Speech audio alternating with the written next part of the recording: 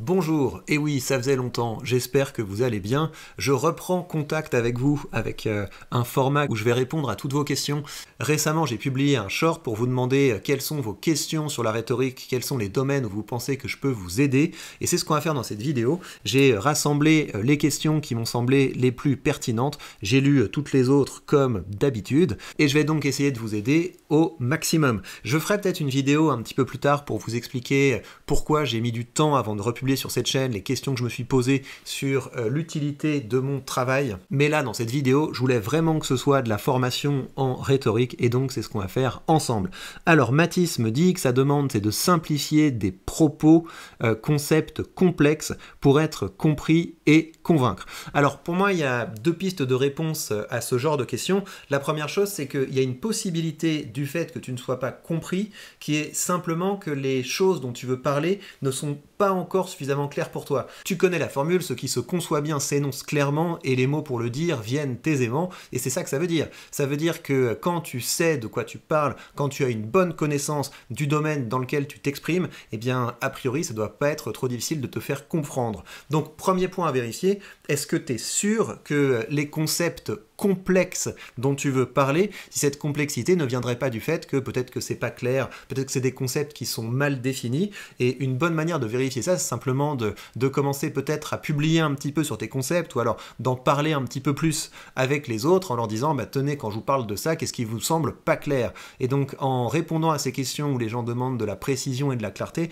ça devrait t'exercer à pouvoir parler de ton sujet de la façon la plus claire possible. L'autre piste que je pourrais te donner là-dessus, c'est de t'exercer à faire des petits exercices de rhétorique qu'on appelle d'amplification et de réduction, c'est-à-dire que tu parles de ton sujet et tu t'exerces à le formuler de différentes manières. La première manière, ce serait de le formuler en une phrase, la deuxième manière serait de le formuler en 3 phrases, et ensuite, ce serait de faire un petit discours où tu t'efforces d'incarner et d'exemplifier. C'est comme ça que tu peux expliquer des concepts complexes. Par exemple, si quelqu'un se demande ce que c'est que ce concept de free cash flow, là on est dans le domaine de l'investissement, et bien pour expliquer ce qu'est le free cash flow, on peut prendre un exemple en disant, imagine une boulangerie, t'as un boulanger, il a un chiffre d'affaires en vendant du pain et en vendant des viennoiseries, mais de ce chiffre d'affaires, il faut déduire les charges, il faut déduire les impôts, il faut déduire les produits de base, il faut déduire les investissements, peut-être pour acheter de nouvelles machines, pour rénover telle ou telle chose, pour faire de la publicité, etc. Et ce qui reste, une fois qu'on a fait toutes ces dépenses, eh bien, c'est le free cash flow. Et donc là, on part d'un concept qui peut paraître assez compliqué parce qu'on est dans le domaine de la comptabilité d'entreprise, et vu qu'on utilise un exemple, ça devient plus clair. Donc exerce-toi à présenter ton sujet à différents publics et de différentes manières, et ça devrait t'aider. Deuxième question de Safia Mohamed qui nous dit, parle-nous de la persuasion, Victor. Je pense que je vais effectivement créer plus de contenu là-dessus parce que c'est un domaine qui est passionnant. C'est un domaine qui est passionnant parce que c'est très pratique. Vous savez, vous pouvez vous exercer à la persuasion simplement en créant une chaîne YouTube ou en créant un billet sur les réseaux sociaux et en essayant d'augmenter le taux de conversion. Donc on imagine un cas tout simple. Une personne qui publie un contenu sur Facebook parce qu'elle a une histoire à partager, il lui est arrivé quelque chose et son objectif c'est d'avoir du soutien. Donc si on va avoir du soutien, on peut le demander directement en disant aimez cette publication parce que ça me fait du bien. Mais il y a d'autres manières de le faire. Il y a d'autres manières de le faire en présentant l'histoire, en s'intéressant au public, en s'assurant qu'on n'est pas juste en train de parler de nous pour parler de nous, mais de dire si je vous raconte cette histoire, c'est parce que je pense que ça peut être utile à beaucoup de monde. Vous vous êtes peut-être déjà retrouvé dans une situation où. Donc ça, cette réflexion sur comment je vais formuler mon message pour arriver à cet objectif, c'est le domaine de la persuasion. Mais la persuasion, c'est également un champ de recherche passionnant qui touche aussi bien à la psychologie sociale qu'aux neurosciences, et il y a plein d'articles intéressants à lire dessus et on pourra évidemment en parler, mais ce que je voudrais ajouter pour te répondre, parce que je vais pas faire un cours sur la persuasion dans cette vidéo là, c'est simplement de préciser la différence entre convaincre et persuader, parce que c'est une différence qui est pour moi fondamentale. Convaincre, c'est un travail sur l'opinion. Donc quand vous faites un discours, pour que les gens changent d'opinion, vous allez apporter des faits. Si vous voulez démontrer quelque chose de très simple, je sais pas moi, le tabac c'est mauvais pour la santé, vous n'allez pas simplement faire la morale aux gens, vous allez donner des études, vous allez donner des faits, vous allez donner des statistiques. Pourquoi? Pour que les gens se disent, tiens, effectivement, il y a de bonnes raisons de penser que le tabac c'est mauvais pour la santé. Mais vous pouvez très bien avoir une situation où les gens sont convaincus que le tabac est mauvais pour la santé, mais où ils n'arrêtent pas effectivement de fumer. Et c'est là que vous voyez le décalage entre le domaine de convaincre et persuader. Convaincre, c'est un travail sur l'opinion, ça passe par le fait de donner des raisons en s'adressant à l'intelligence des gens, et la persuasion, c'est un travail sur la motivation à agir. Et ça passe par d'autres voies, ça passe par des voies plus émotionnelles, ça passe par des voies qui visent à toucher les processus de décision, et ce sont des voies qui ne sont pas forcément conscientes. D'où l'intérêt quand vous faites un discours d'avoir vraiment un objectif de convaincre et de persuader. Vous devez convaincre pour que les gens sachent pourquoi ils ont agi, vous leur donnez de bonnes raisons d'agir, et vous devez persuader pour que les gens agissent effectivement, pour qu'ils soient motivés à agir. Si vous convainquez sans persuader, les gens seront d'accord avec vous, mais ils vont rien changer à leur comportement. Si vous persuadez sans convaincre, les gens vont agir, mais ils ne sauront pas pourquoi, ils auront l'impression de s'être fait arnaquer, tout ce genre de choses. Donc très important d'avoir un objectif de travailler sur ces deux dimensions, en apportant des faits à l'appui de notre discours, donc faire un travail de documentation, et également en se formant à la psychologie de la décision pour s'assurer que votre discours est formulé d'une manière où ça va effectivement marcher. Mais j'ai fait plein de contenu sur le sujet, je continuerai à en refaire parce que c'est effectivement important. Alors Louis me dit comment établir une rigueur de vie. Donc tu sais, face à ce genre de questions, je suis un peu gêné parce que je suis pas psy et je suis pas coach en développement personnel. Ce qui m'intéresse vraiment, c'est le discours. C'est comment est-ce qu'on est capable de formuler nos idées, nos causes, nos projets d'une manière que ce soit efficace, dans le sens où ça fait avancer notre cause, notre projet, parce qu'on a été capable de toucher le public et de le mettre en mouvement. Mais je vais quand même répondre à cette question en adoptant un angle rhétorique, à savoir celui de l'éthos.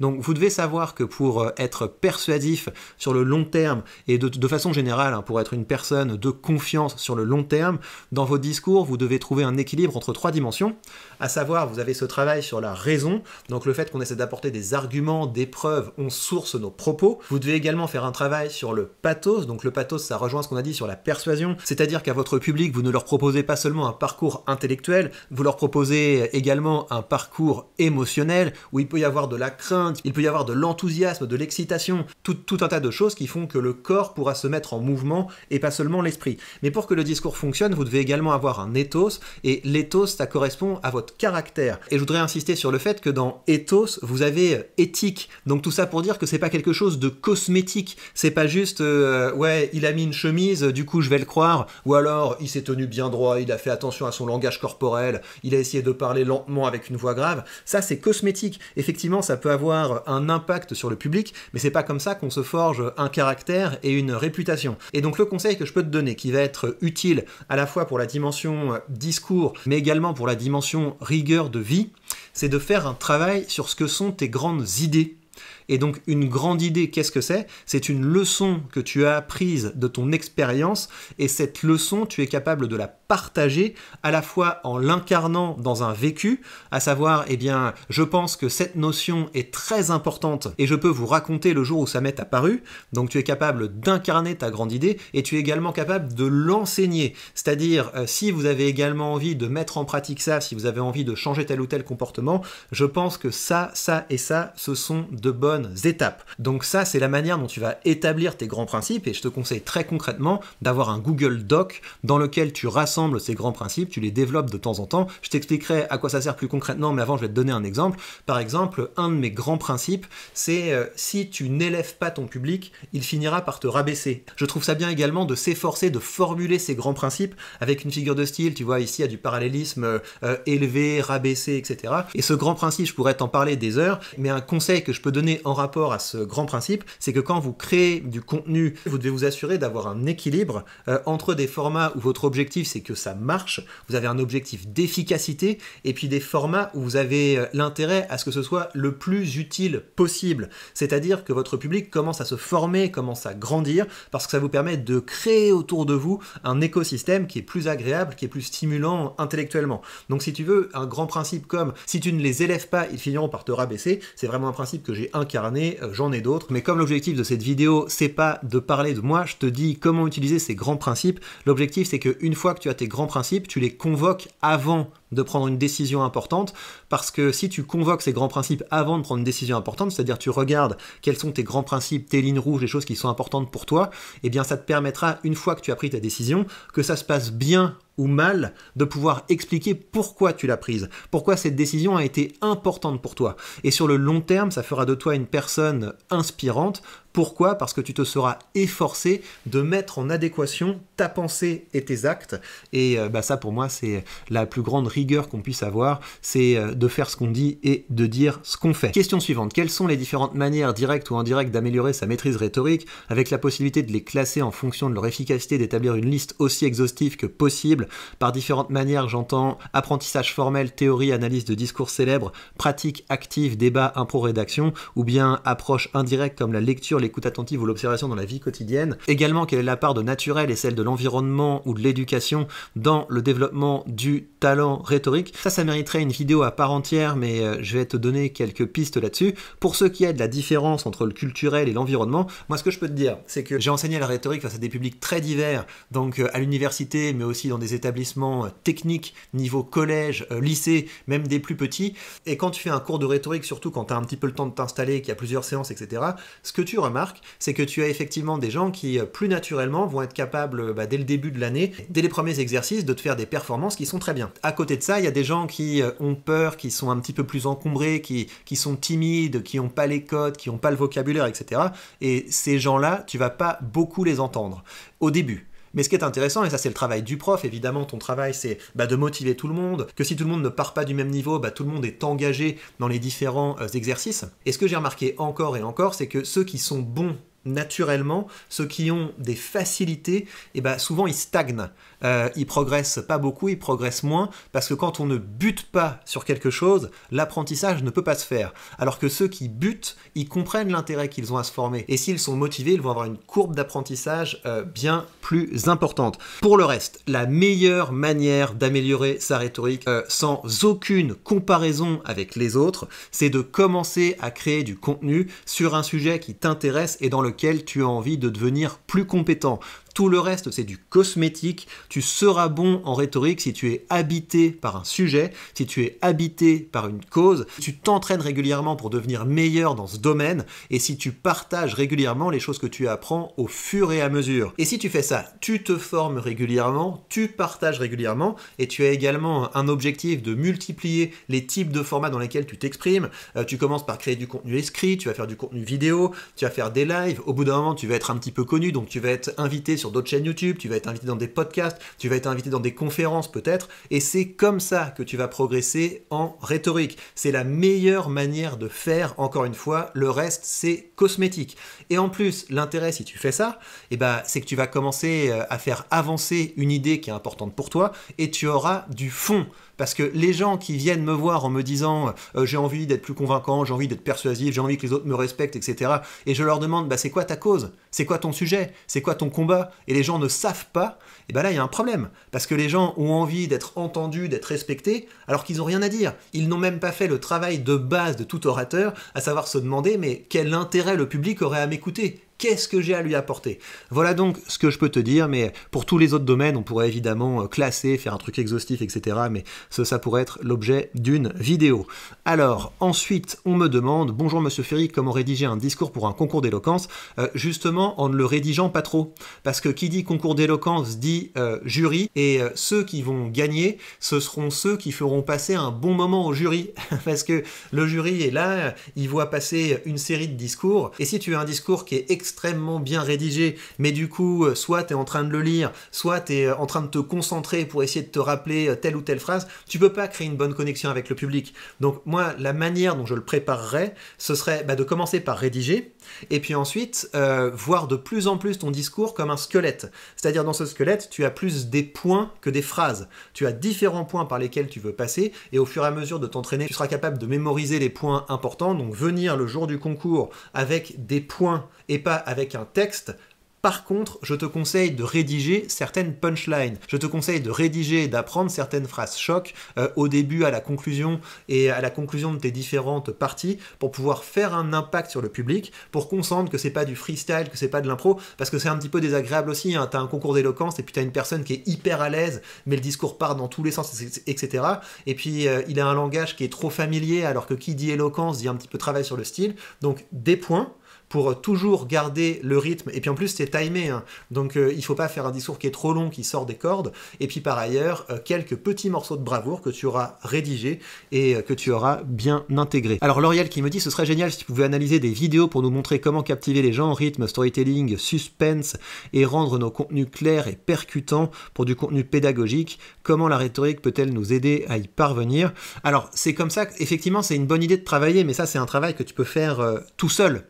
Tu peux faire ce travail en regardant les contenus que tu aimes regarder, les contenus de vulgarisation que tu aimes regarder. Regarder aussi quelles sont les vidéos qui font le plus de vues.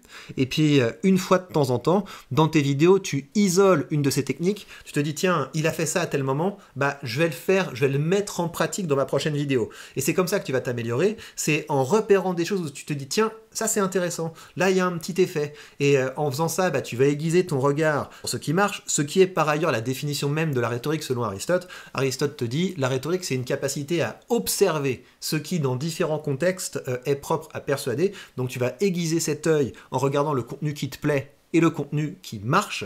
Et ce que tu vas faire également, c'est que tu vas t'imposer, tu vas te faire un cahier des charges où tu vas t'imposer dans telle ou telle vidéo, je teste telle nouvelle technique. Alors Cathy me dit, bonjour Victor, ça fait plaisir de vous revoir sur cette chaîne que j'adore. Bah écoute, c'est sympa, content que tu sois là également. Personnellement, j'aime beaucoup quand vous faites des analyses à chaud à la suite des débats, mais je sais que vous avez dit pas de politique, et vous nous expliquez la rhétorique, la gestuelle. De toute façon, même si vous faites autrement, je sais que ce sera très bien fait. Bah écoute, c'est très sympa. Je sais pas quand je vais commencer à refaire des analyses de débats sur cette chaîne, peut-être quand il y aura une grande campagne ou quand il y aura vraiment quelque chose d'important, mais je vais profiter de ce commentaire pour expliquer pourquoi j'ai moins publié de vidéos sur cette chaîne récemment. C'est que YouTube a changé d'une manière où quand on est comme moi, une chaîne qui visait à réagir à chaud à l'actualité, mais en essayant d'en tirer des leçons de rhétorique, on est en concurrence directe avec des gens qui font simplement un travail de relation des faits, donc c'est-à-dire il s'est passé ça et puis on réagit un petit peu dessus, et c'est hyper efficace, parce que j'ai une chaîne YouTube où je fais ça, et cette chaîne YouTube fait beaucoup de vues, et en demandant beaucoup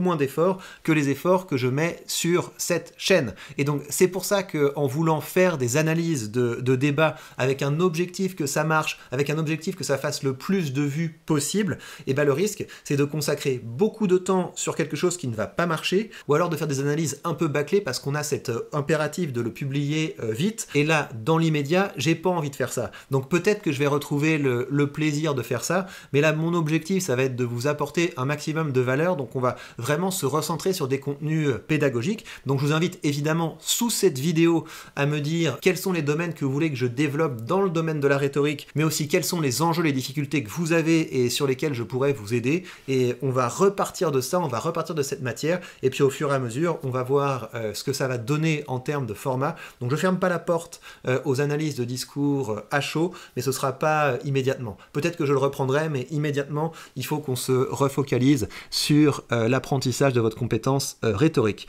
Comment pousser au débat une personne de mauvaise foi? Je suis pas sûr que tu puisses. Et je suis pas sûr que tu doives.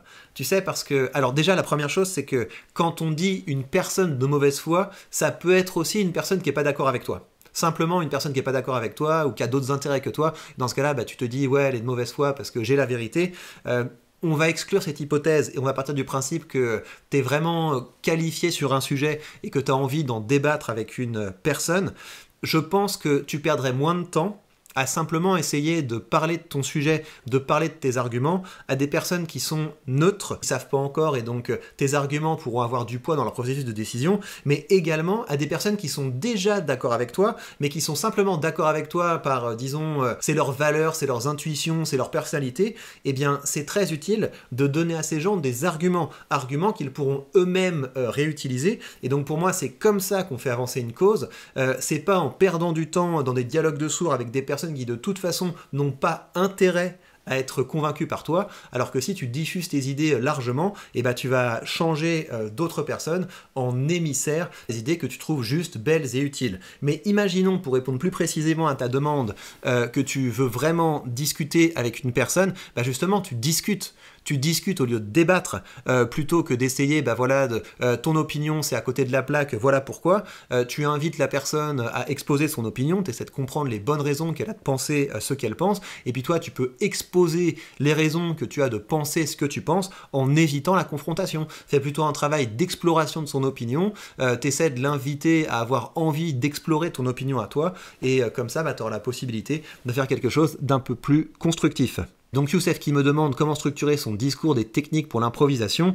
Les meilleures techniques pour l'improvisation, c'est de faire des formats live. Ça peut être de créer un petit podcast où tu lances un enregistrement et tu développes un sujet sans t'arrêter en te mettant cette contrainte. J'ai commencé à faire ça récemment sur une autre chaîne où j'ai fait un format où je pars me balader et je me filme et je me suis mis comme objectif, tu te filmes.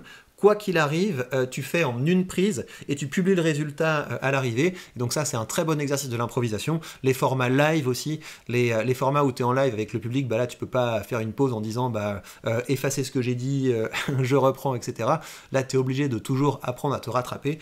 Donc se mettre régulièrement en situation où t'as pas de filet, c'est quelque chose qui va t'aider à improviser, mais il faut qu'il y ait une base solide. Et c'est pour ça que je trouve que l'écriture, c'est important. Parce que quand tu écris, quand tu te poses sur un sujet, que tu commences à rassembler tes idées sur ce sujet, après c'est en toi, tu as structuré ton discours et tu as structuré tes idées, donc ça c'est une très bonne préparation. Et comment structurer un discours, là j'ai vraiment fait beaucoup de vidéos sur le sujet, je te conseille d'aller voir la playlist sur cette chaîne qui s'appelle Formation complète en rhétorique, ça doit être quelque chose comme ça, ou Formation gratuite en rhétorique, je me souviens plus, mais tu as une playlist avec une trentaine de vidéos qui abordent tous ces points là, et tu as également des plans de discours à suivre, et je pense que ça peut être d'une bonne aide. Alors on en vient au dernier de vos commentaires. Salut, merci pour toutes tes vidéos, j'ai appris beaucoup de choses avec toi, bah écoute, ça fait plaisir. Une éventuelle idée de sujet, tu conseilles de se faire un propre manifeste où on compile nos idées, nos opinions, nos arguments pour avoir les idées claires quand on doit avoir des arguments ou prendre des positions. J'ai commencé à le faire, mais parfois je tourne un peu en rond, je coupe les cheveux en quatre sur des sujets marginaux. Est-ce que tu aurais des conseils pour organiser et construire un manifeste efficace et utile?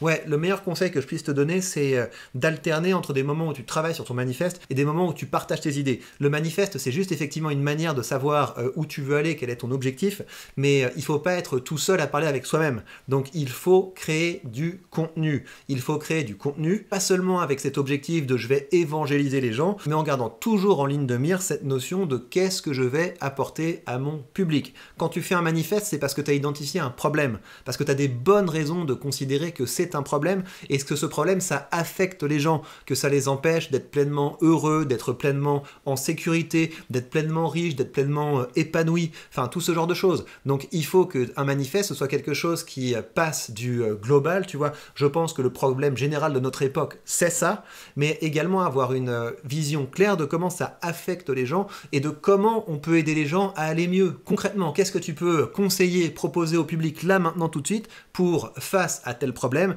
qu'il commence à aller un petit peu mieux, qu'il commence à être remotivé, qu'il commence à reprendre un peu du pouvoir. Et donc si tu fais ce travail de commencer à être au contact du public, des besoins du public, des questions du public, ça va te permettre de faire un travail qui servira à quelque chose, parce que j'ai vu beaucoup de gens se lancer dans un travail de manifeste où ils ont envie de refaire le monde, mais le résultat c'est qu'ils sont tout seuls. Ils sont tout seuls à écrire. Donc très important, le plus rapidement possible, de trouver des manières de se confronter au public, et c'est pour ça qu'encore une fois je vous invite tous et toutes à créer du contenu sur un sujet qui vous plaît et sur un sujet que vous jugez utile. Et bien voilà chers amis, pour cette vidéo de reprise de contact, suggérez-moi des idées de contenu, des idées de vidéos, posez vos questions également pour que je puisse vous refaire des formats de ce genre là. Si vous voulez aller plus loin, sachez que j'ai publié 2 livres. Ça c'est mon premier livre, 12 leçons de rhétorique pour prendre le pouvoir, qui est un livre qui est focalisé sur la compétence rhétorique, à savoir comment on fait de meilleurs discours, comment on structure sa pensée, comment on met notre public en mouvement. Et j'ai également sorti un second ouvrage qui lui est consacré à la dialectique,